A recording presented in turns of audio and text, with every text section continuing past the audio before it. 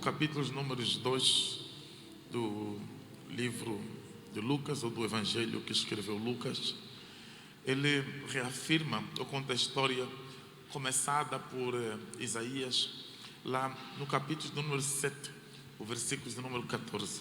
O Isaías disse que um sinal o Senhor vos dará, uma virgem conceberá.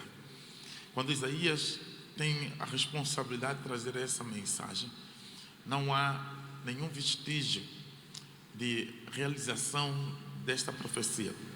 Quando Isaías decide ser a boca de Deus, se expressar ou expressar a vontade de Deus, ou a comunicação divina, ou os oráculos santos, ou quando ele decide se colocar nessa posição daquele que traz a mensagem que os seus têm preparado para a terra, faltam 700 anos para que o Cristo se manifesta, para que o Cristo se expresse.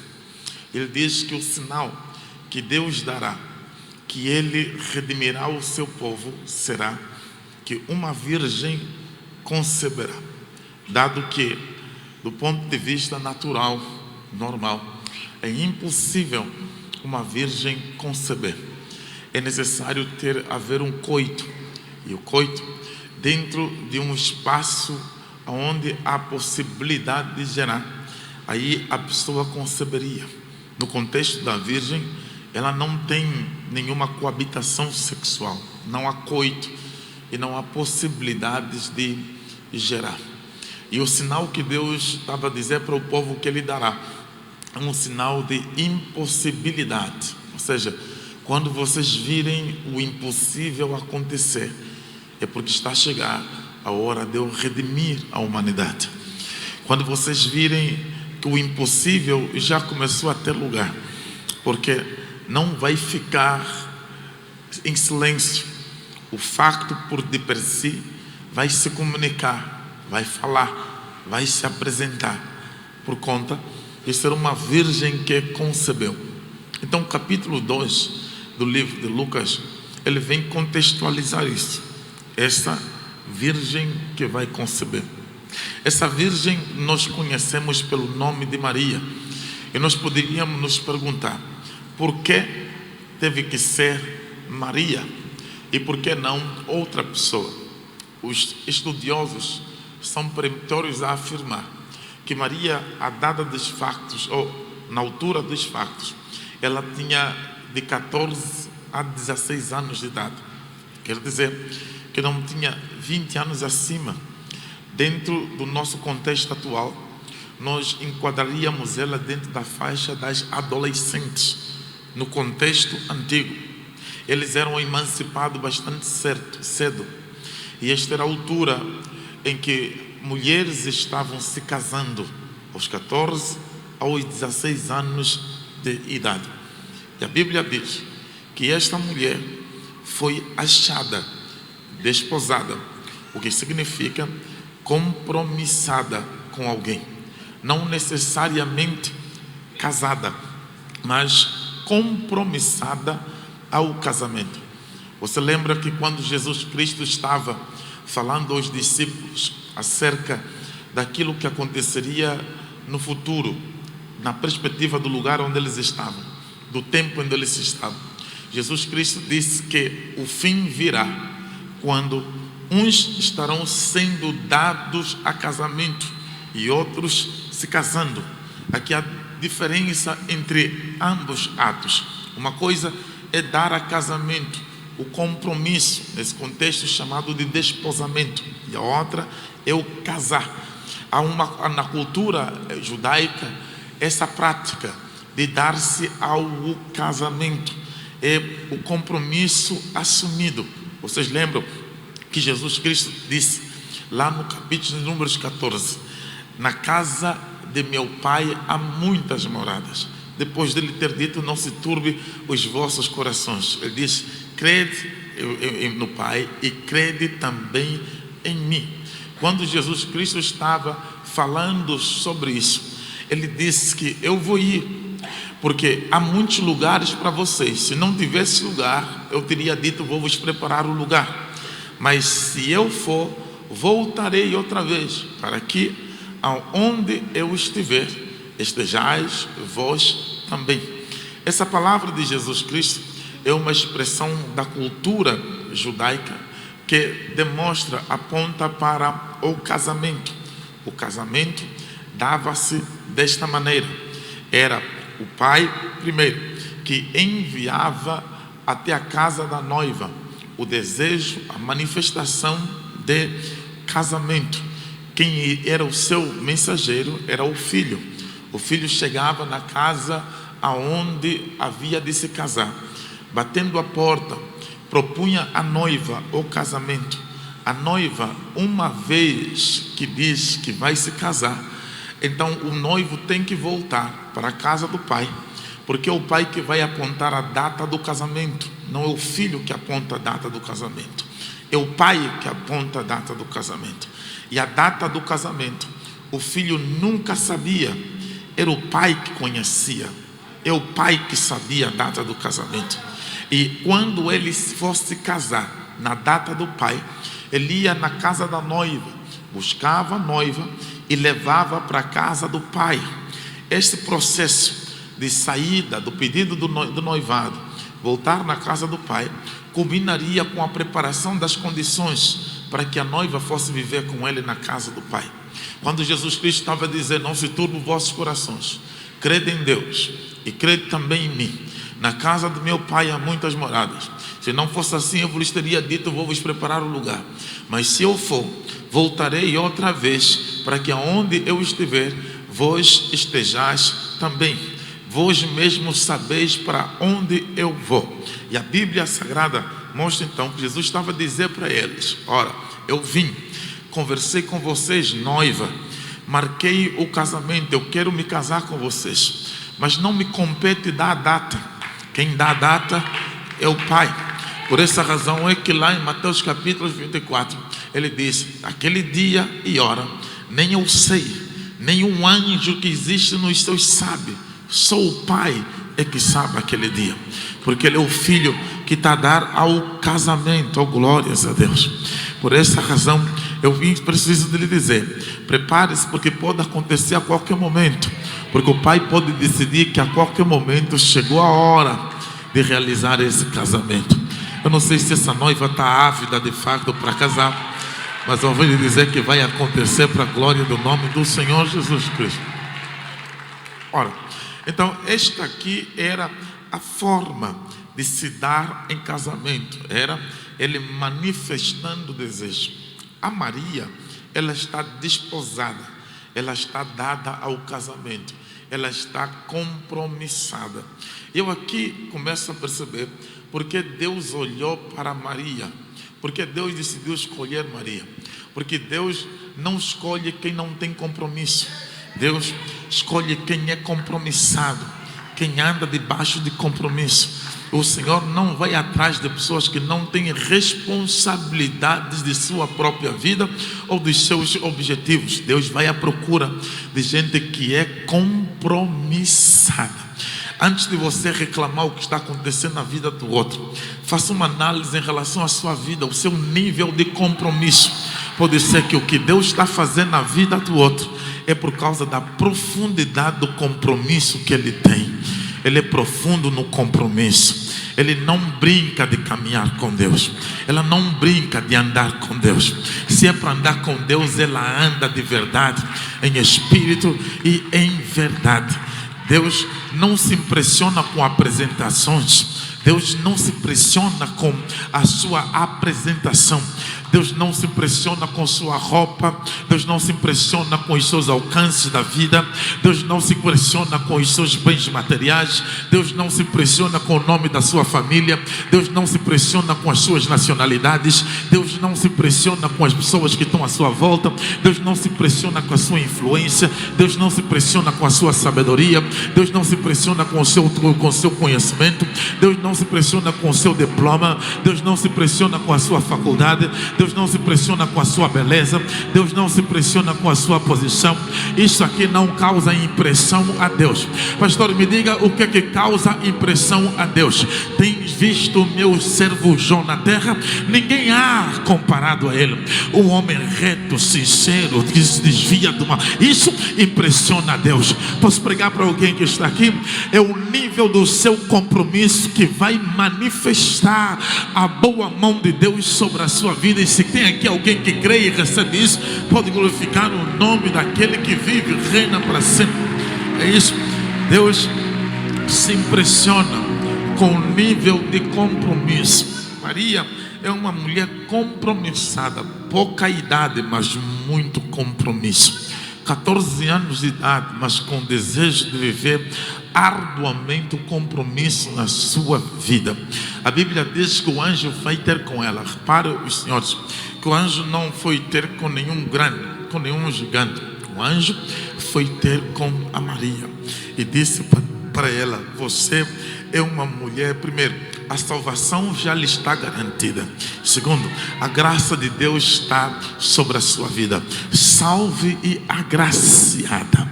Ela olhou para o anjo, não compreendeu a saudação. Ela não queria, ou melhor, queria compreender que tipo de saudação é aquela. O anjo vai entregar o recado para ela, vai dizer que você vai conceber um filho. Deus decidiu ir à busca de uma mulher compromissada. Repare nisso. Uma mulher compromissada para gerar um projeto de Deus. Não foi uma mulher descompromissada que foi correr atrás de Deus para Deus gerar um projeto dela. Não. Foi Deus que foi atrás de uma mulher compromissada para que ela gerasse o projeto que é de Deus. O projeto é de um imortal e ele está à procura de uma mortal para realizar o seu projeto. O projeto é de um ser eterno que está à procura de uma mulher efêmera para realizar o seu projeto. O projeto é dos céus e está à procura de um terráquico para realizar o seu projeto.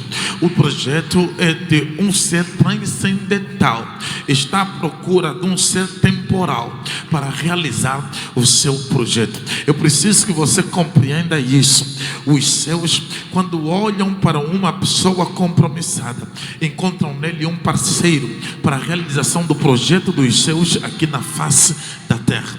Talvez alguém esteja na posição de Maria, olhando para si, se diminuindo, considerando que eu sou pequena demais para isso. Não tem como você um dia ouvir um projeto de Deus na sua vida e achar que você tem capacidade para isso. A Bíblia diz que a Maria disse: como é que isso vai acontecer? O como de Maria tem como objetivo dizer para Deus: eu sou humana, eu sou pequeno, eu sou limitada, eu não tenho recursos, eu não tenho relacionamento sexual. Como é que isso vai acontecer? Irmão, o projeto de Deus assusta, porque o projeto de Deus, ele não te apresenta o como, ele só te apresenta que o projeto vai se realizar. O como não compete ao homem, não compete a ti. Ele só diz: eu vou realizar esse projeto. Eu posso falar para algumas pessoas que estão aqui, que andam a se questionar: como, pastor, mas como? O como não é tua competência. A sua competência é crer que Ele é capaz de fazer, Ele é capaz de realizar. Agora, como Ele vai fazer? Ele tem a mecânica própria, Ele tem a estratégia própria. E isto aqui não tem como o homem compreender. Ele vai realizar para a glória do nome daquele que está vivo e reina para sempre. E o anjo vai dizer para ela: a sombra do onipotente. Veja que embora ele esteja a falar de sombra, e do ponto de vista humano a sombra é algo que seja visível, mas ele está a apontar para coisas invisíveis. Ele diz: a sombra do onipotente. ela estará sobre você, e você, enquanto estiver debaixo da sombra do Onipotente, você se achará grávida.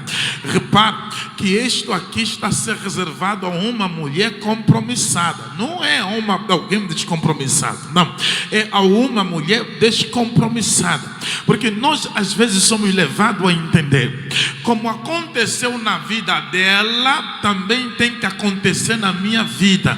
Essa observação muitas vezes está errada, porque você quer o resultado, mas você não quer passar pelos sacrifícios. Não é bem assim. Se pode acontecer na vida dela, pode acontecer na minha vida. Então não copie só os resultados, copie também os sacrifícios, os compromissos. Aleluia. Copie também o preço que se está a pagar para conseguir alcançar o que vai alcançar. A sombra do Onipotente não vai ficar em todas as Marias. A sombra do Onipotente só vai ficar naquela Maria. Então havia muitas Marias naquela altura, porque o nome Maria era muito comum naquela altura. Então o Senhor não estava à procura das Marias, o Senhor estava à procura da Maria. A Maria será diferente. Posso pregar para a Maria que se encontra aqui, dado que não se encontram muitas Marias, encontram-se poucas Marias, e eu creio que nesta manhã não são todos que são Marias, tem um grupo pequeno, ou uma única pessoa que é Maria. Então, como essa mensagem não é para todos, eu aqui vou abrir a exceção para falar consigo no nome do Senhor Jesus Cristo. Maria, não se assusta com o tamanho da graça de Deus sobre a sua vida, porque o tamanho da graça de Deus da sua vida muitas vezes tem a ver com o nível de compromisso que você tem com o Deus que você serve. Portanto, saia daqui exaltando o nome do Senhor Jesus Cristo, porque a Bíblia me diz que quem semeia em espírito, colhe também em espírito. Se alguém anda a semear em compromisso profundo, se prepara que a graça de Deus também há de se multiplicar na sua vida. E se alguém crê, glorifica o nome do Senhor. Compromisso. A Bíblia diz que a Maria, apesar de escolhida, agora aqui é algo interessante. A Maria, apesar de escolhida, mas ela não sabe o como de Deus. Eu me admiro como é que tem muita gente que pensa que sabe o como de Deus, porque ela tem a escolha de Deus. Deus foi selecionado, ou selecionou ela, mas ela não conhece o como de Deus. Não me importa o quão profundo você seja com Deus, eu conheço Deus até só de ouvir as asas dos querubins a baterem. Não me importa como você conhece Deus, eu conheço Deus quando Ele chega na minha casa, mas você nunca vai saber o como de Deus. Oh, glórias ao nome de Jesus Cristo, porque Ele leva-te algumas vezes de lugares que vão te confundir. Levanta algumas vezes pessoas que você não saberá se estão contigo ou se estão contra ti. É o como de Deus funcionar. Ele complica as coisas, coloca as coisas de cabeça para baixo. Ele cria problemas à sua volta. Permite que gente que quer lhe destruir esteja bem próximo de ti. Dá vantagem ao inimigo no teu território. Faz o inimigo pensar que vai te destruir, vai quebrar. E você fica perguntando, mas como é que o Senhor vai conseguir me livrar? Ele tem uma resposta mesmo no último minuto. Ele sabe como Ele vai fazer. Oh, glórias ao nome do Senhor Jesus Cristo. Aleluia. É por esta razão que você precisa de compreender a vontade de Deus. Maria, compreendendo isso, ela disse: eis aqui a tua serva. Eu não quero saber mais o como, eu não estou mais interessado em saber qual vai ser a mecânica, não quero saber quais são os instrumentos, quais são as ferramentas. Se você quer fazer, faça. Se precisa da minha disponibilidade, eis aqui a tua serva. A expressão serva no original é escrava, alguém que não tem vontade, alguém que não tem sentimento, alguém que não tem o controle da situação. A Maria estava a dizer: meus sentimentos não valem nada, meu desejo não vale nada, minha vontade não vale nada, minha visão não vale nada. É a tua vontade, é o teu desejo que vai se manifestar na minha vida. Eu coloco na minha vontade e coloco ela para baixo. Eu sou tua escrava e cumpra-se em mim de acordo com aquilo que você deseja. Pessoas que têm muitos desejos não estão preparados para caminhar com Deus. Vou repetir isso. Gente com muitos desejos não estão preparados para caminhar com Deus, porque muitas vezes Ele vai te tirar o que você mais gosta. Essa mensagem ninguém gosta de ouvir, eu vou insistir nela. Algumas vezes Ele vai retirar o que você mais gosta, eu vou insistir nela. Maior parte das vezes a tua prova vai ser naquilo que você não gostaria que tocassem, e é exatamente naquilo que Ele vai permitir que toque, para que você aprenda que o teu desejo maior não é aquilo que você está correndo atrás. O teu desejo maior é o Deus que está na sua frente. Eu posso pregar para algumas pessoas que já passaram por essa experiência. Eu tenho testemunhas aqui de pessoas que seguravam tanto algo, pensavam ter o seu porto seguro. De repente o Senhor lhe fez perder, para que você compreenda que não é isso o teu porto seguro. O teu porto seguro chama-se Jesus Cristo. Vou repetir: chama-se Jesus. Aleluia. Maria, anula-se. Não é meu desejo, é o seu desejo. Eu sou sua escrava. E a Bíblia Sagrada diz que a sombra do Onipotente ficou sobre ela mesma. Nós não vimos isso, tá? Nós não vimos, vou repetir. Nós não vimos a sombra do Onipotente, mas nós cremos na palavra de Deus. E como nós cremos na palavra de Deus, a sombra do Onipotente esteve lá mesmo. E ela se achou grávida. Agora anota isso: nós só ouvimos, nós nunca vimos a sombra do Onipotente, tá? Nós ouvimos que teria a sombra do Onipotente, mas nós não vimos a sombra do Onipotente. Mas nós vimos, falo dentro do ponto de vista histórico, nós vimos Maria grávida e Maria dando a luz, mas não vimos a sombra do Onipotente, porque isto aqui não é para ser visível. Isso faz parte do bastidor de quem busca a Deus. Não é para ver, não é para as pessoas terem acesso. Isto aqui é algo oculto, não é visível. Isto aqui é relacionamento. Isso aqui é intimidade. Não pensa que a tua maior intimidade com Deus é quando você está aqui na igreja louvando a Deus. Não, isso aqui é adoração pública. Isso aqui é culto público. Maior parte das grandes vitórias não vem por causa do teu culto público, vem por causa do teu culto privado. Quando ninguém está a ver, ninguém conhece, mas você está adorando a Deus com teus joelhos dobrados. Eu preciso te dizer isso: se o teu único culto é aquele que acontece aqui na igreja, você está distante de Deus. O culto verdadeiro, mais íntimo, é aquele que quando você está na tua casa, chega diante do seu quarto e começa a louvá-lo e adorar o seu nome. Aí não tem banda, aí não tem coral, aí não tem dirigente. Aí você que é a banda, você que é o coral, você que é o dirigente. Aí depois você dobra os joelhos e clama a Deus. Você chora na presença dele, você adora o nome dele, você declara para ele sempre que eu não consigo viver. Você é a minha força, você é a minha energia, você é o meu norte, você é o meu sul, você é o meu oeste, você é o meu oriente. É aí que é o verdadeiro culto que vai te levar. Pastor, o que é que nós fizemos aqui? Isso é culto público. Nós publicamente estamos a dizer que Jesus Cristo é o nosso Senhor, Jesus Cristo é o nosso alfa. Mas o que vai fazer a diferença na sua vida não é o culto público. O que vai fazer a diferença na sua vida é o teu culto privado na sua casa. É aí que a sombra do Onipotente se manifesta, é aí que a graça de Deus se manifesta, é aí que são gerados os projetos, é aí que é gerada a sua gestação. Eu vim dizer para alguém que está aqui: prepare-se, porque os teus próximos cultos privados vão te dar as maiores gestações da sua vida. Se alguém pode exaltar o nome do Senhor Jesus. O culto privado, ninguém vê, ninguém sabe, ninguém conhece, Aleluia. O anjo não apareceu no culto público, o anjo apareceu no culto privado. Aleluia. Tem gente que gosta de ver o anjo voando aqui no culto público, e o meu desafio para ti é: comece a ver o anjo no culto privado. Tem pessoas que querem ver o poder se manifestando no culto público, e não é problema nenhum, porque ele também se manifesta no culto público. Mas o meu desafio para ti é: veja ele se manifestando no teu culto privado. Aleluia.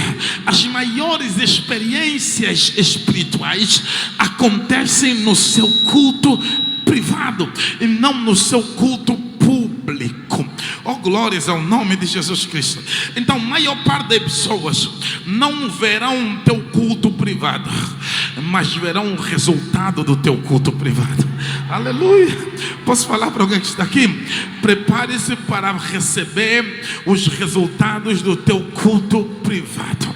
Aleluia. Certa feita alguém me disse: pastor, eu já fiz todos os jejuns da igreja, todas as vigílias da igreja, todos os trabalhos da igreja eu fiz, e até agora não houve resposta. Eu disse para ela: mas você me falou dos trabalhos da igreja, me fala dos teus trabalhos. Ela me perguntou: pastor, mas como assim? Eu disse: não, os momentos que você tem com Deus na sua casa. Não, pastor, eu fiz todos os trabalhos da igreja. Esquece o da igreja, os teus. Aleluia. Porque os da igreja, deixa eu lhe inverter isso, o da igreja vai ser o complemento dos teus privados. Aleluia. Se quando você reagir no privado, você vai perceber que o teu público vai ser mais verdadeiro. Posso falar sobre isso, né? Porque tem muita gente que no culto público ele é manipulador.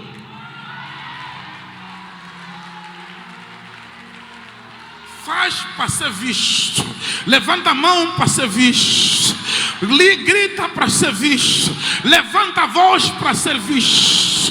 Agora no culto privado ele não consegue, não tem. Aleluia. Mas tem gente que está aqui, que quando está no culto privado, as pessoas da casa dele têm que bater no quarto e dizer: fala mais baixo, porque ele mesmo no privado, ele levanta as mãos, ele grita, ele exalta. Culto privado. Aleluia. Oh, glórias a Deus. Então, Maria ficou grávida no culto privado. Vais conceber. A visão lhe foi dada no culto privado. Aleluia.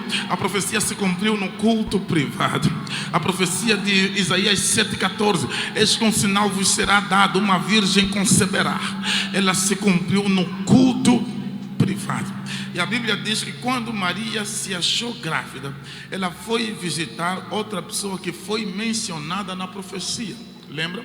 Que o Senhor disse para ela através do anjo: você vai conceber. Ela: como é que é possível? Não tem como eu conceber. Sou uma mulher virgem, nunca tive nenhuma coabitação sexual. Como é que eu vou ficar grávida? Isso aqui é impossível. O anjo disse: eu vou te falar de improváveis. A tua prima Isabel, ela já está no 6º mês, e diziam que não havia probabilidade nenhuma dela engravidar. Diziam que era impossível ela ficar grávida.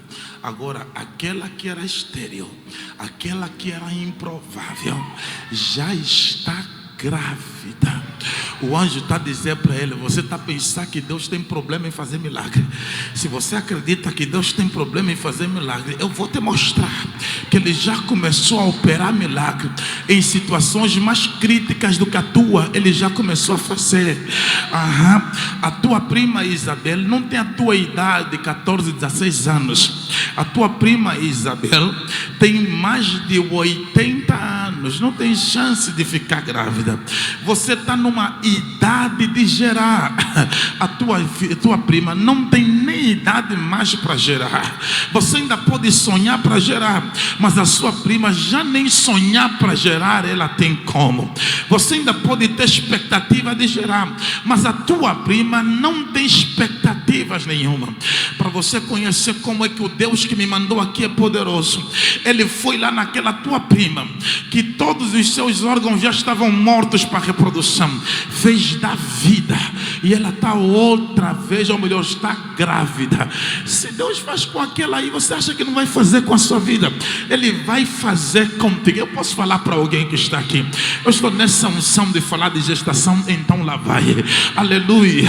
Se a Ana ficou, se a Sara ficou grávida, se a Isabel ficou grávida, eu quero nesta manhã ministrar que enquanto nós estamos nesse culto, que o Espírito de Deus alcança esse ventre aí, e em nome do Senhor Jesus Cristo gere vida. Aleluia.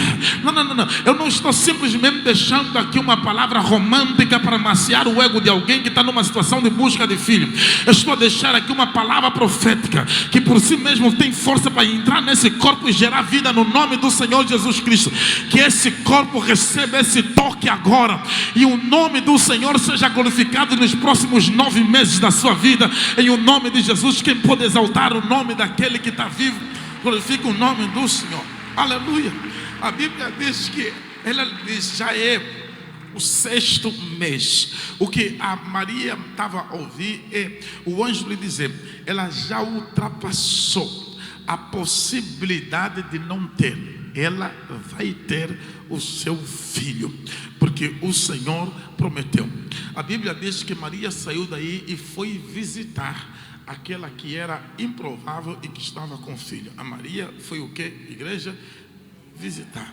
A Maria não está grávida, mas ela ouviu falar que alguém já está grávida, e ela correu atrás de quem já estava grávida. Ou seja, você já está a viver essa experiência.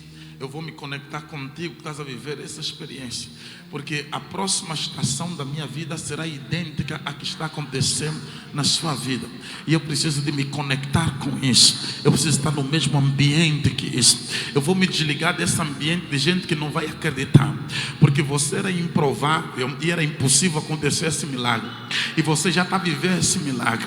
Então, se eu continuar nesse ambiente e dizer para alguém, como eu já disse para o José e não acreditou, que eu vou ficar grávida, alguém vai dizer assim, virgem não fica grávida, então não vale a pena. Eu vou ir para um lugar que quando eu dizer que eu vou ficar grávida, ela vai dizer, mana, eu te acredito, se comigo aconteceu, também contigo pode acontecer. Você está vendo o ambiente? Ela está saindo de um ambiente de incredulidade para entrar em um ambiente onde existe fé.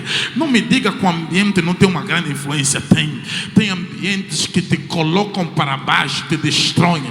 Tem ambientes que dizem que você nunca vai conseguir, você não vai ficar, você não vai chegar. Mas tem outros ambientes que eles é que te empurram, percebes? É o próprio ambiente que diz, nem precisa se preocupar, já começou a acontecer. Por exemplo, em um ambiente como esse, qualquer pessoa que não gera, já sabe que vai gerar, já sabe, o ambiente fala por si, a glória de Deus fala por si. Em um lugar como esse, qualquer pessoa que esteja com alguma dificuldade na saúde, já sabe que os problemas de saúde caiu por terra, o ambiente fala por si. A glória de Deus está presente, a palavra profética está presente, o Espírito de Deus está presente.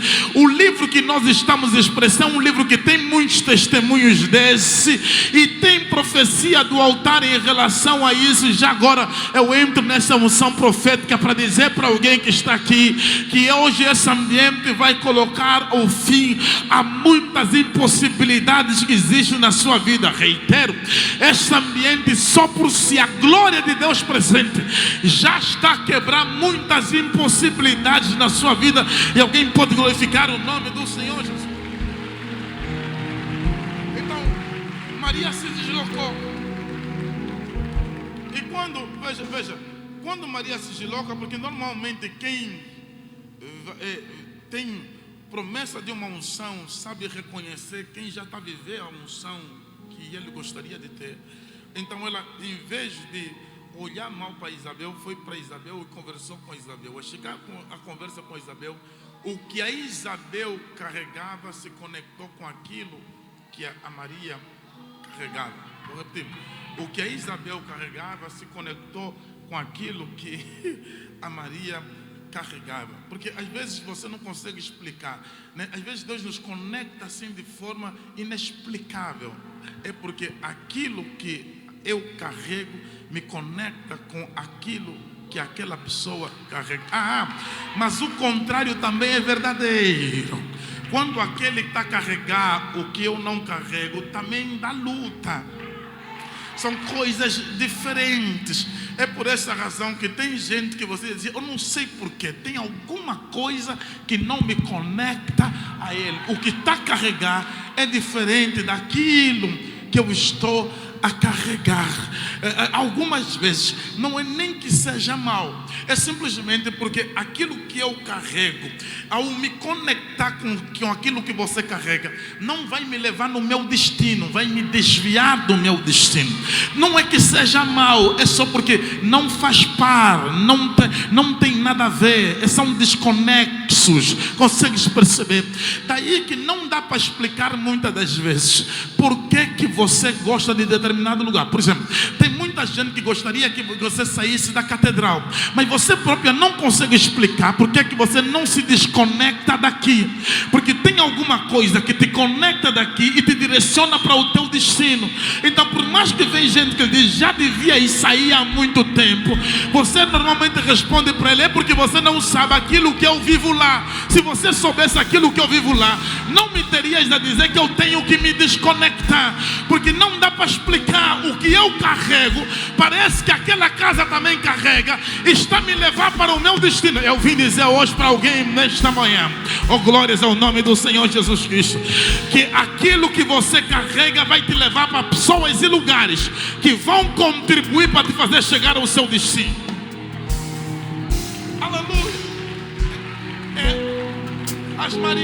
A Maria e a Isabel, a Bíblia diz que quando uma viu a outra, tem alegria. O que está na Isabel saltou. E veja, começaram a adorar. Não começaram a fofocar.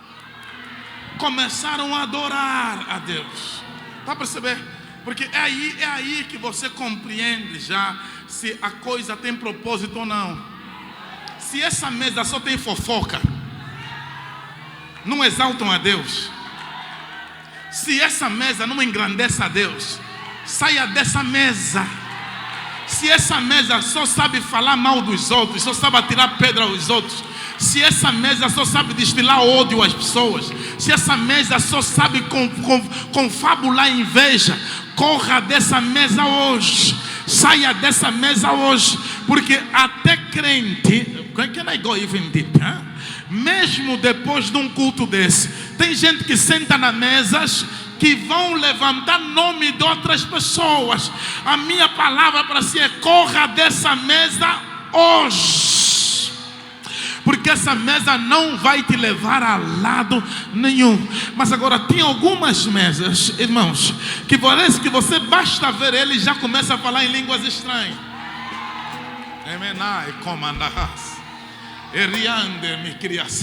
Aleluia, aleluia. Tem mesas que você senta, que o tempo inteiro as tuas pernas estão a abanar, porque a graça e a glória de Deus é tão presente. Você nunca sentou nesta mesa, né? Eu sento nessas mesas todas as semanas, que é impossível você ficar sentado nessa mesa e não glorificar o nome do Senhor Jesus Cristo, por causa daquilo que se está falando. Então, Maria está a louvar a Deus, Isabel está o quê? Louvar a Deus. Ei, eu vim aqui por quê? Não era nem para vir aqui.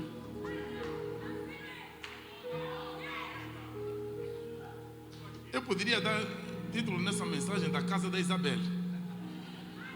A casa da Isabel tem lições poderosas. Eu não vou me ater nas lições, senão eu vou perder o fio da Ana. Vou deixar a casa da Isabel para uma outra altura. A casa da Isabel é poderosa.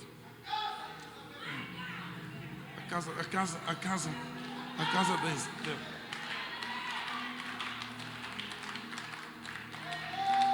A casa da Isabel, vou dar simplesmente aqui um spoiler.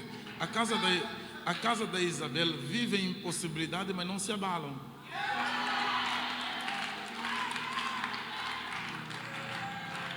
A casa da Isabel, oravam para os outros e as coisas aconteciam, mas isso não lhes desligava da fé.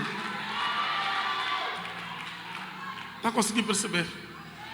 Na casa da Isabel, nem sentiam a inveja e reconheciam que o outro tem maior unção do que a dele. Porque a Isabel reconheceu que o que a Maria carregava era maior do que aquilo que ela carregava. É a casa da Isabel. Porque tem algumas pessoas que quando começam a movimentar na unção já acreditam que estão em pé de igualdade com os outros. Não sabem reconhecer, porque na unção tem mesmo os que são maiores, tem os outros que são mesmo pequenos. Não todos somos filhos de Deus, mas tem gente que carrega algo poderoso e você não. Tem gente que você tem que admitir mesmo, aquela aí, a unção dele é maior. Isso é na casa da Isabel. Mas vou voltar no texto. Isso é na casa da Isabel. Um dia eu prego sobre a casa da Isabel. A casa de Isabel é poderosa. Mas a Bíblia Sagrada diz, presta atenção, vou no texto para terminar, senão não sei daqui.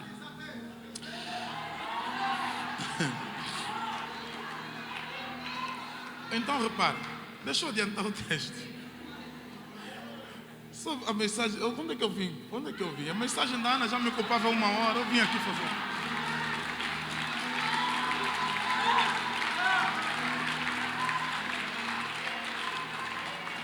Agora fico sem tempo para falar da Ana.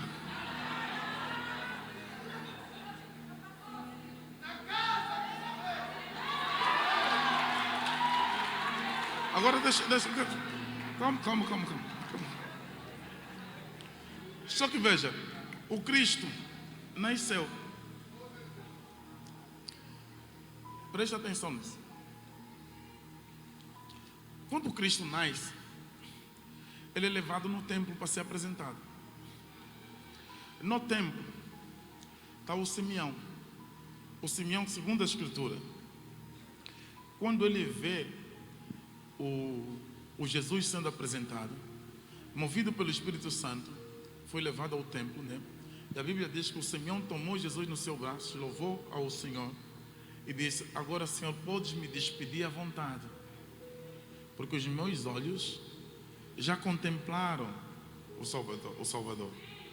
Ele diz: a luz para a revelação aos gentios já nasceu, né? Então o Simeão abençoou a Maria, né, a mãe do menino, dizendo para ela: eis que este menino está destinado tanto para a ruína como para o levantamento de muitos em Israel.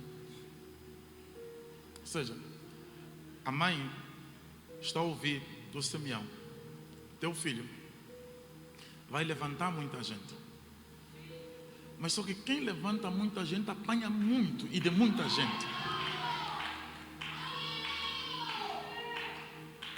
Se ele for levantar muita gente, vai apanhar muito e vai apanhar de muita gente também. Porque o rácio é simples, tá? O cálculo é muito simples. Porque os demônios de todos que você levantou, também todos se reunirão também para se levantar contra ti. O cálculo é simples. Então ele será a ruína, mas também vai levantar muita gente e será alvo de contradição. E também uma espada trespassará a sua própria alma. No dia da sua apresentação, a Maria já está recebendo uma profecia acerca do que vai acontecer com aquele menino. Aquele menino vai ser usado poderosamente, mas também vai ser ferido poderosamente.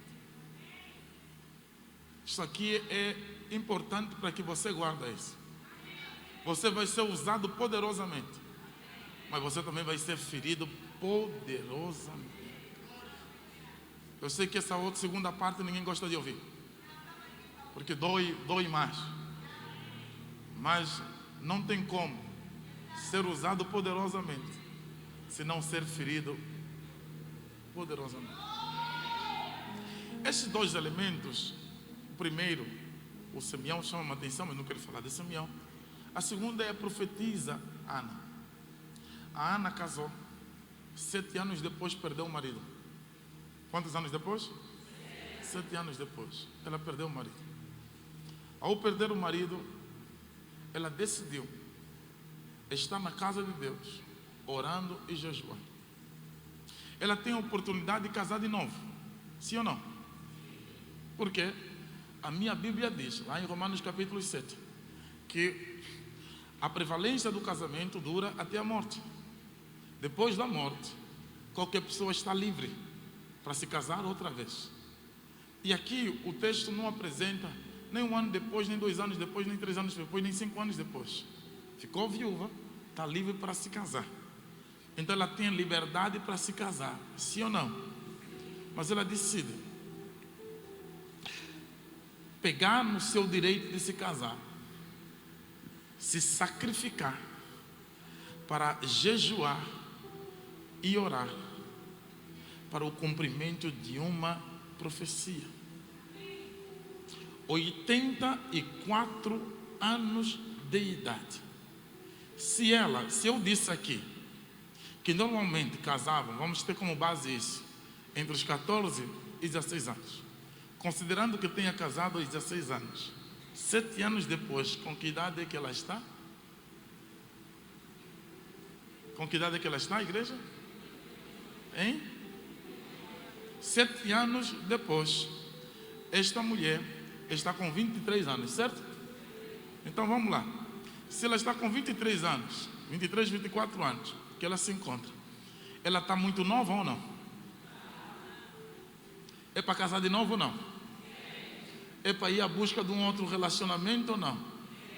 É claro, irmão. Tem gente com mais idade que está a correr atrás. Com 60 anos está a procurar um marido para casar. E não tenho problemas nenhum com isso. Porque está no direito de fazer. Porque eu acho que envelhecer solteiro deve ser duro. Viu? Não é disso que eu quero falar. Mas a Bíblia Sagrada diz, especialmente o homem, né? Que a mulher é autossuficiente. A mulher lida bem com situações como esta. Mas homem que é dependente, eu não sei vocês, mas 2 semanas, eu não sei como é que você vive, viu? Deus está abençoado por isso. Eu olhei para ti, não era para olhar para ti, não era para olhar para ti. Olhei para ti. 2 semanas depois da ausência de mulher, você se sente um extraterrestre em casa.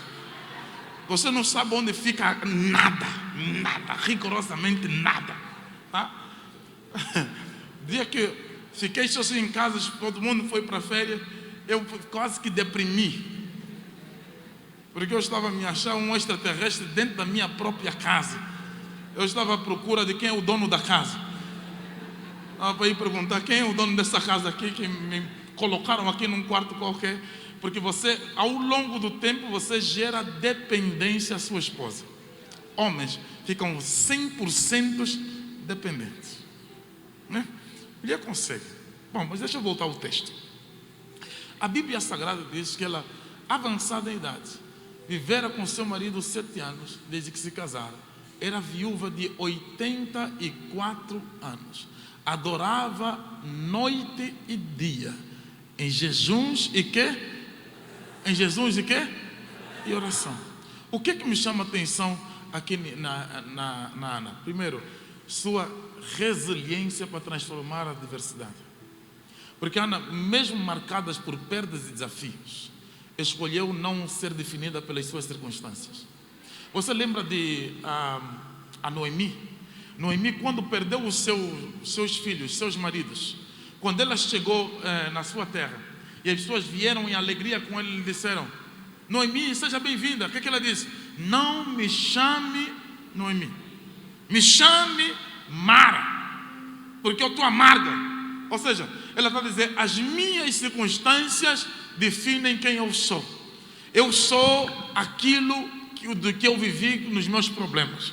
Os meus problemas moldam quem eu sou. Os meus problemas moldam as minhas palavras. Os meus problemas moldam a minha vida. A Ana viveu a mesma situação. Perdeu o seu marido, mas olha o posicionamento dela: eu vou continuar louvando e adorando a Deus, independente das perdas que eu tive, do que foi arrancado na minha vida, do que o inimigo retirou da minha vida. Existe um propósito não somente na minha alegria, existe também um propósito nas minhas frustrações, nas minhas lutas. É importante eu compreender o que é que Deus quer fazer no meio dessas perdas. Essas perdas, em vez de direcionar ela para o bar e para a destruição, essas perdas direcionou ela para o templo, adorando a Deus. E enquanto ela está no templo adorando a Deus, recebeu a revelação que o Senhor quer trazer um menino na terra que vai transformar esta terra. Ela, sem querer, se transforma na intercessora, para que o diabo não coloque nenhum elemento que venha impossibilitar a vinda deste menino na terra. Ela não sabe para quem está a interceder, mas ela é a ferramenta de Deus para aquele tempo, para que o menino pudesse nascer para a glória do nome do Senhor Jesus Cristo. A perda dela está lhe fazer ser uma pupila especial de Deus. E eu preciso dizer isso para alguém que está aqui: nem toda perda vem para lhe derrubar, tem outras perdas que vêm para lhe revelar. Vou repetir isso: nem todas vêm para lhe derrubar, tem outras que vêm para revelar os projetos que Deus tem na sua vida. Quando ela está no templo adorando a Deus, intercedendo para que venha o Senhor, pasme-se, aquela a quem ela intercedia está entrando no templo nos braços de Maria, está sendo apresentado para a glória do nome do Senhor Jesus Cristo. Ela serviu de um instrumento e ferramenta para que o inimigo não se levantasse no caminho e impedisse a vinda do projeto de Deus. E esta aqui é tão importante quanto a Maria que carregou aquele filho no ventre, porque eu não preciso de ser o ator principal para ser um elemento de importância na história que o Senhor está a escrever. Pare de querer ter a cadeira principal quando Deus te levantou para ser o secundário na história. Mesmo assim, o teu nome está escrito no livro da vida. Não precisa de ter o louvor, só precisa de saber que o teu nome vai estar registrado como alguém que esteve jejuando e orando. Quem pode exaltar o nome do Senhor Jesus? Aleluia. Nós vivemos um tempo, eu termino aqui, que se o meu nome não aparecer, se eu não for o principal, eu não vou colocar as minhas mãos. Se a glória vai ser para o outro, eu não vou colocar as minhas mãos. Eu ouvi lhe dizer que há um memorial sendo escrito a teu respeito nos céus. Tem coisas que o Senhor permite que você faça que não será vista pelos homens, serão vistas e registradas por Deus. Não é acerca de quantas pessoas veem o que você faz, é acerca da vontade de Deus que você está realizando. Eu preciso dizer isso para alguém que está aqui: cumpra a vontade de Deus mesmo sem ser visto. O homem não me reconhece, você não está à espera de galardão do homem, você está à espera do galardão de Deus. Tem coisas que vão garantir a sua salvação, não porque o homem aplaudiu, mas porque você fez apesar do homem não aplaudir. Quem pode exaltar o nome do Senhor Jesus? Aleluia.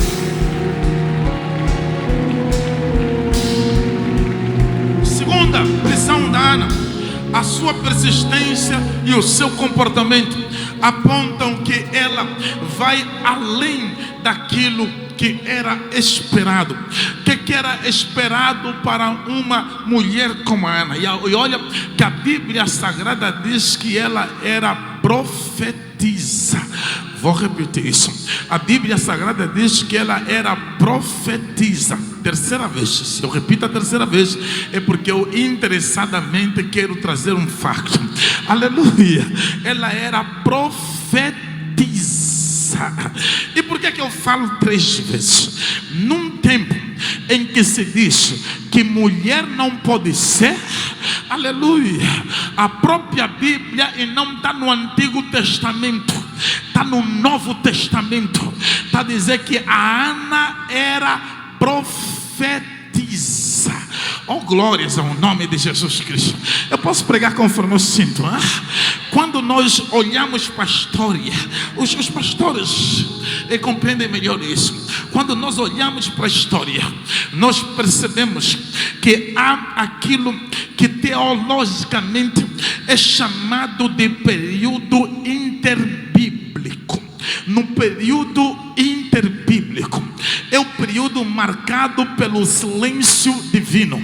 É o período marcado que Deus não falou, nem por Turim, nem por Purim, nem por Urim, nem por éfode, nem por profeta, muito menos por algum estudioso ou mestre. Deus não falou. Nesse período interbíblico não há registros de profetas.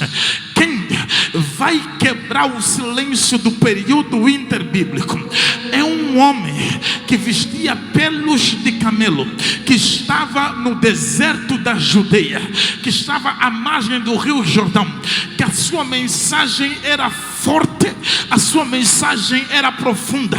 Arrependei-vos, porque a vós é chegado o reino dos céus. É Ele que quebrou este silêncio.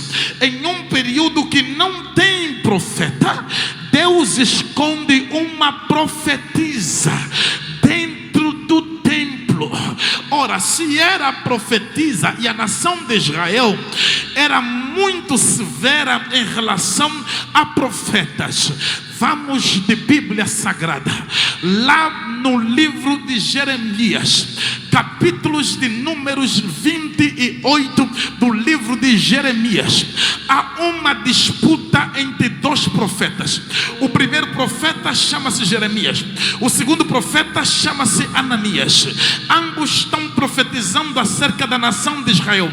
O Ananias estava a profetizar flores, o Ananias estava a profetizar romantismo, o Ananias estava a profetizar alegria. Não vai haver problema em Israel. Babilônia não vai tomar Israel. O Jeremias estava a profetizar juízo. O Jeremias disse: essa nação pecou, essa nação se distanciou, essa nação abandonou Deus. Deus vai entregar na mão de Babilônia. Nabucodonosor vai ficar com esta nação. O Ananias se levanta contra Jeremias e disse: mentiroso, o Senhor não vai permitir isso. Não vai haver nenhum cativeiro. Oh, glórias a Deus. A Bíblia diz que Ananias foi mas tão teatral, que ele pega em um jugo, coloca por cima do Jeremias e disse: assim como eu estou a colocar esse jugo no teu pescoço, Deus está a colocar esse jugo no pescoço de Nabucodonosor. Eles não vão conseguir nos levar. O Jeremias vira as costas e vai embora, mas de repente o Espírito do Senhor desceu sobre Jeremias. O Jeremias volta e quebra o jugo de madeira. E ele disse: jugo de madeira colocastes, mas Deus vai colocar um jugo de ferro que ninguém vai conseguir quebrar. E doravante vai ficar assim. Qualquer profeta que profetizar, só saberemos que ele é profeta se a palavra que ele profetizou se cumprir. Se a palavra que ele profetizou não se cumprir, então ele não será profeta, e ele vai ter que morrer por profetizar errado. Na nação de Israel, depois desse dia, ninguém ousava profetizar erradamente, porque quem profetizava erradamente morria. Só recebia título de profeta quem profetizava e a profecia dele se cumprisse. Se a Ana para ser chamada profetisa, não é um nome a debalde, é porque ela profetizou e a sua profecia se cumpriu em algum dia. Aleluia. Agora, num período que não tem profeta, Deus esconde uma profeta. Não é qualquer pessoa, não é um homem, é mulher. Aleluia. Não é uma jovem, é uma anciã de 84 anos. Mas quando abre a boca para profetizar, o que ela profetiza acontece. Eu posso pregar para alguém que está aqui: Deus vai levantar gente fora do tempo. Num tempo que não era para ter profeta, Deus levantou profeta. Posso profetizar para alguém que está aqui? Em um tempo que não era para para mulheres sentarem em alguns lugares. É para mulheres que eu estou a pregar. Eu vou profetizar. Se prepara para ser das primeiras a serem levantadas para a glória do nome do Senhor Jesus Cristo. Eu quero deixar isso com muita autoridade para alguém. Prepare-se. Deus vai te levantar fora do tempo. Eu vou repetir. Deus vai te levantar fora do tempo. Não era tempo de ser levantado, mas Ele está levantando. Ele está levantando. Não era para esta família ter alguém, mas Ele está levantando. Não era para esse país ter alguém assim, mas Ele está levantando. Não era provável, mas Ele está transformando improbabilidades em probabilidades. Quem pode glorificar o nome do Senhor Jesus? É provável. Ana, aleluia, profetiza. Oh, glórias ao nome do Senhor Jesus Cristo. Ela não tem marido, mas ela tem a unção. Vou repetir. Ela não tem um marido, mas a unção repousa sobre a vida dela. Aleluia. Não tem. Isso aqui é importante que você saiba. Você pode não ter algumas coisas, mas o que Deus reservou para você ter será suficiente para escrever a tua história. Eu já estou a terminar, então eu vou entregar o recado todo que o Senhor me passou. Você pode não ter, e aliás muitas vezes Deus faz assim. Deus não vai permitir que você tenha algumas coisas, porque se alguma coisa é para elevar o teu ego, é melhor que você não tenha. Tem muita coisa que você vai desejar que Ele não vai te dar. Tem. Eu venho aqui para te dizer, não que Ele vai te entregar, não. Tem muita coisa que você vai desejar que Ele não vai te dar, mas tem outras coisas que serão necessárias para o cumprimento do teu propósito, que Ele vai colocar nas tuas mãos. Essas coisas, por menor que sejam, serão suficientes para realizar o propósito que Ele colocou na sua vida. Por mais insignificante que seja, isto aqui agora é profecia. Você não precisa dos recursos que eles têm, você só precisa da logística de Deus na sua vida. Eu profetizo em nome do Senhor Jesus Cristo que a logística que Ele quer te dar nesse tempo é que vai te projetar para o cumprimento do seu propósito. Você vai terminar contando o teu testemunho, que aquilo que eu recebi foi suficiente para realizar o que Deus colocou nas minhas mãos. Aleluia. Eu vim pregar para Anas, as improváveis, que pensaram que havia de quebrar porque perdeu um marido, que pensaram que havia de quebrar porque perdeu um recurso. Deus usou a tua perda para te fazer estar nos pés dele, e te entregou um ministério e uma graça para cumprir esse propósito. Pode glorificar a Deus pelas perdas, porque é essa perda que está te expor no nível da filha de Deus, do filho de Deus, que vai cumprir esse propósito. Alguém exalta o nome do Senhor.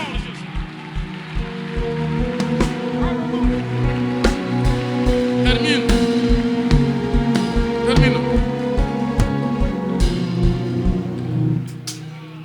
Olha para quem está do teu lado, diga para ele: Ana, diga, Ana, você é num tempo que ninguém é.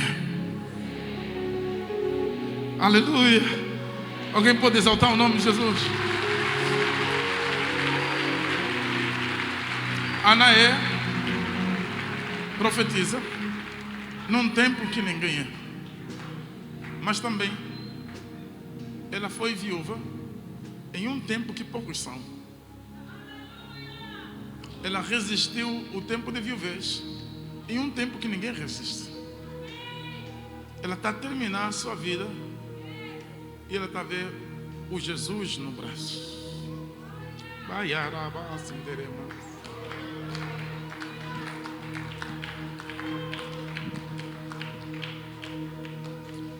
A profetisa tem 84 anos. Ela não deixou de ver o que ela orou a vida inteira.